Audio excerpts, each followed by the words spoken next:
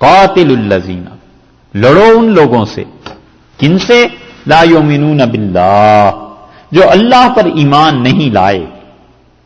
مفسرین کہتے ہیں کہ یہ آیت کریمہ جو ہے غزوہ تبوک کے لیے تمہید کے طور پر ہے۔ تبوک کا ذکر تو آئے گا آگے۔ اللہ تعالیٰ نے فرمایا قاتل الذین لا یؤمنون باللہ، لڑو ان لوگوں سے جو اللہ پر ایمان نہیں رکھتے، ایک جرم، ولا بالیوم الآخر، اور آخرت پر ایمان نہیں رکھتے، یہ ان کا دوسرا جرم ہے۔ قیامت کو وہ تسلیم نہیں کرتے، قیامت کو نہیں مانتے، یہ ان کا دوسرا جرم ہے۔ اور جو قیامت کو نہیں مانے گا، عدل اور انصاف کو دنیا میں قائم نہیں رہنے دے گا، کیونکہ شتر بے مہار ہو گیا نا، اسے تو پرواہ ہی نہیں، کوئی کون سا کہیں جا کے جواب دینا ہے۔ اس لیے آخرت کے جواب کا یہ جو تصور ہے انسان کو گناہ سے روکتا ہے۔ دو باتیں، ولا یحرمون، اور نہیں حرام کرا دے دیتے، ما حرم اللہ، جو چیزیں اللہ نے حرام کی ہیں، اور رسولہ، اس کے رسول صلی اللہ علیہ وسلم نے جو چیزیں حرام کی ہیں ان کو یہ حرام نہیں کہتے۔ اس کا مطلب یہ ہوا کہ یہ حلال اور حرام اتنا اہم مسئلہ ہے کہ ایمان اس پہ موقوف ہے، ایمان کی بات ہے کہ اللہ اور رسول صلی اللہ علیہ وسلم نے جن چیزوں کو قطعی حرام قرار دیا ہے، یہ کافر انہیں حرام نہیں کہتے، حلال کہتے ہیں۔ تو مطلب یہ کہ جیسے فرض کر لیجئے شراب ہے، یہ قطعی حرام ہے، اب ایک آدمی کہتا ہے میں تو اس سے حرام نہیں کہتا، تو جو چیز اللہ نے حرام کی ہے یہ اس کو حرام نہیں کہے گا تو یہ کفر ہے، علیاذ باللہ۔ اسی لیے فقہا نے غیبت کی ایک قسم کفر قرار دی ہے، اور وہ کہتے ہیں نکاح ٹوٹ جاتا ہے اس سے کہ ایک عورت نے غیبت کی کسی کی، اور وہ کہتی ہے کہ غیبت کو میں جائز سمجھتی ہوں، اور اس کے پاس کوئی دلیل نہیں ہے اس کے جواز کی، یا تو مظلوم ہو نا، مظلومہ ہے، پھر وہ ظلم کا ذکر کرتی ہے کہ فلاں نے یہ کیا، تو کسی نے کہا تم غیبت کر رہی ہو، کہتی ہے نہیں غیبت نہیں ہے، یہ تو میں اس کے حالات بیان کر رہی ہوں جو میرے ساتھ پیش آئے ہیں، یا اور بعض چیزیں ایسی ہوتی ہیں۔ لیکن غیبت کی ایک قسم یہ بھی ہے کہ کسی کے پاس کوئی جواز ہی نہ ہو، کوئی دلیل ہی نہ ہو، اور وہ کہے کہ میں جائز کام کر رہا ہوں، یہ کفر ہو جائے گا کیونکہ اللہ نے اسے حرام قرار دیا۔ لوگوں کو صرف شراب اور سور ہی حرام نظر آتا ہے، اور تو کوئی چیز ہی نہیں۔ اتنی بڑی چیزیں ہیں اخلاقیات کی۔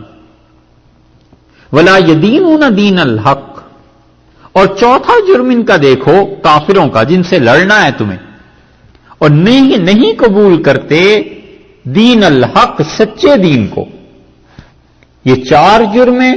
کون ہیں لوگ؟ من الذین اوتوا الکتاب، جنہیں کتاب دی گئی، جو کتاب والے ہیں، یہ چاروں ان چیزوں کو قبول نہیں کرتے تو ان سے لڑو، یہاں تک کہ حتیٰ یہاں تک کہ یؤتوا الجزیۃ عن ید، یہ لوگ جزیہ دیں، جزیہ دیں گے عن ید، اپنے ہاتھ سے، اپنے ہاتھ سے مطلب اپنی خوشی سے جزیہ دیں۔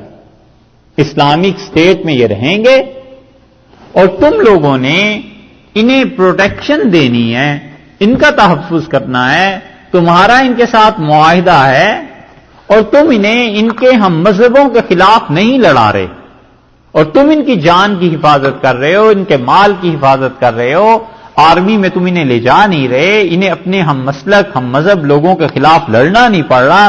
یہ سب چیزیں جب ہیں تو اس کے عوض میں انہیں کچھ ٹیکس دینا چاہیے، یہ اس ٹیکس کو دیں، اور اس حالت میں کہ وہم صاغرون، یہ تسلیم کرنے والے ہوں۔ یہ تسلیم کس کو کریں؟ ملک کے جو جنرل لا ہے اس کو تسلیم کر کے اس کے تابع رہیں۔ یہ ہے وہ ترجمہ اور تشریح جو امام شافعی رحمۃ اللہ علیہ نے کی ہے، اور بہت سے لوگوں نے اسے لکھا ہے، اور وہ کہتے ہیں یہ صحیح ترین چیز کہ وہ جزیہ دیں گے۔ اس کی وجہ کیا ہے؟ وجہ یہ نہیں ہے کہ کفر کا معاوضہ لیا جا رہا ہے، کیونکہ اگر کفر کا معاوضہ لیتے غلط فہمی تو پیدا ہوتی ہے یہاں سے کہ کافر کہتے ہیں ہم سے جزیہ اس لیے لے رہے ہو کہ ہم کافر ہیں، ہم کہتے ہیں کفر کی بات ہی نہیں، اگر کفر کی وجہ سے جزیہ لینا ہوتا تو رسول اللہ صلی اللہ علیہ وسلم میں بچوں پر کوئی جزیہ نہیں، عورتوں پر کوئی جزیہ نہیں، اپاہج پر کوئی جزیہ نہیں، جس آدمی کے پاس جاب نہیں ہے اس پہ کوئی جزیہ نہیں، جو آدمی اپنے پاؤں سے ایک ٹانگ سے کسی چیز سے محروم ہے اس پہ کوئی جزیہ نہیں، حتیٰ کہ جو معذور ہے اس پہ بھی کوئی جزیہ نہیں۔ اور جتنے مذہبی پیشوا ہیں جو عبادت خانوں میں اپنی اپنی عبادت کرتے رہے ہیں، کوئی جزیہ نہیں، ان سب سے اسلام نے جزیے کو موقوف رکھا ہے۔ اور بڑھاپا ایسا جس میں کما نہ سکے اس پہ بھی کوئی جزیہ نہیں۔ یہ 8 کیٹیگریز تو آرام سے آ جاتی ہیں۔ تو کیا یہ کافر نہیں ہے؟ ان کے کفر کے باوجود ان پہ ٹیکس نہیں ہے، کیوں؟ اس کی وجہ یہ ہے کہ یہ لوگ لڑ نہیں سکتے، جا نہیں سکتے، اور پروٹیکشن، حفاظت اگرچہ ان کی ضروری ہے لیکن وہ اسلامی ریاست کرے گی تبرعاً، نیکی کے طور پہ، اچھائی سمجھ کے، کیونکہ ان سے معاہدہ ہے کہ ہم تمہاری حفاظت کریں گے، اس کے اگینسٹ پیسے کچھ نہیں لینے ان سے۔ پیسے کن سے لینے ہیں؟ جو باصلاحیت ہیں، کما رہے ہیں۔ اور یدم وہم صاغرون، یہ ارشاد فرمایا ہے کہ اللہ تعالیٰ نے کہ وہ اپنی خوشی سے ادا کریں گے، جبر نہیں کیا جائے گا، جبرن کوئی چیز نہیں لینی، معاہدہ ہے اپنی خوشی سے آ کے دے دیں۔ اور اس کے ساتھ ساتھ یہ بھی کہ اگر یہ نہیں دیں گے تو پھر معاہدہ ٹوٹے گا، جو ملک کا قانون ہے اس کے خلاف چلیں گے، وہ ہم صاغرون، اور عام قانون کی اطاعت کو اپنے ذمے لے لیں۔ تو مطلب یہ ہوا کہ یہ اسلامک اسٹیٹ کے شہری ہونے کی حیثیت سے دے رہے ہیں، یہ نہیں ہے کہ کوئی اختیاری چندہ ہے یا خیرات ہے جو مسلمانوں کو یہ دے رہے ہیں، بلکہ مسلمانوں نے جو سروسز پرووائڈ کی ہیں اس کے نتیجے میں یہ جزیہ ہے۔ جزیے کی مقدار کتنی ہوگی شریعت نے کوئی تعین نہیں کیا۔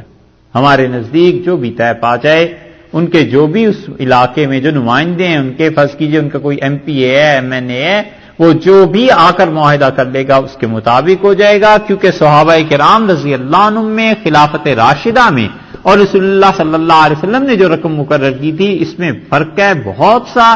تو اس لیے انہوں نے کہا، حنفی فقہا کہتے ہیں کہ کوئی اس میں تعین نہیں ہے، امام وقت کو اختیار ہے جس پہ دونوں کے درمیان آپس میں معاہدہ ہو جائے۔ رسول اللہ صلی اللہ علیہ وسلم نے نجران والوں سے 2000 حلے پہ معاہدہ کیا تھا کہ سال میں وہ 2000 حلے بھیجیں گے، اور حلہ جو ہے وہ اصل میں دو کپڑے، ایک تہمد اور ایک اوپر اوڑھنے کی چادر، اور آنظر صلی اللہ علیہ وسلم اس کا تعین بھی فرما دیا تھا کہ تم یہ جو چیز دو گے یہ 12 تولے کے قریب، 11.5 تولے کے قریب چاندی کی مالیت کا ہوگا جو تمہیں دینا ہے۔ تو 12 تولے چاندی پورے سال کے لیے آج کل کتنی ہو جائے گی؟ 1200 روپے ہو جائیں گے۔ یہ تھا حضرت صلی اللہ علیہ وسلم سے طے کیا تھا، اور اس پہ عمر رضی اللہ عنہ نے بنو تغلب سے طے کیا تھا، فرمایا تھا کہ زکوٰۃ سے دگنا دے دو، 5%۔ وہ اس پہ مان گئے، یہ طے ہو گیا۔ اور یہ دلیل ہے اس کی کہ یہ جو چیز ہے یہ اس لیے تھی کہ اسلامی حکومت انہیں رکھ رہی ہے، اور علامہ شبلی نعمانی نے اس پر پورا ایک مضمون لکھا ہے، اور شمس الائمہ سرخسی رحمت اللہ علیہ کی روایات سے انہوں نے ثابت کیا ہے کہ یہ چیز۔ اور کچھ فقہا اس طرف گئے ہیں کہ وہ کہتے ہیں کہ یہ جو ہم نے ان کے قتل سے ان کی حفاظت کی ہے کہ انہیں کوئی نہیں مار سکتا، اور رسول اللہ صلی اللہ علیہ وسلم اتنی بڑی گارنٹی دی، آپ نے فرمایا اگر تم نے کسی کافر سے معاہدہ کر لیا اس کو حفاظت دینے کا اور اسے کوئی نقصان پہنچا تو قیامت میں میں اس کافر کا وکیل بن جاؤں گا اللہ کی عدالت میں تمہارے خلاف۔ تو کہتے ہیں اتنی زیادہ جو حفاظت اس کی کرنی ہے تو یہ اس حفاظت کی وجہ سے اس سے پیسے لینے ہیں، اس لیے نہیں لینے کہ ہم کفر کے لیے کوئی آزادی دے رہے ہیں یا کفر پہ کہ چلو ٹھیک ہے کہ کفر کے عوض میں کچھ ہے۔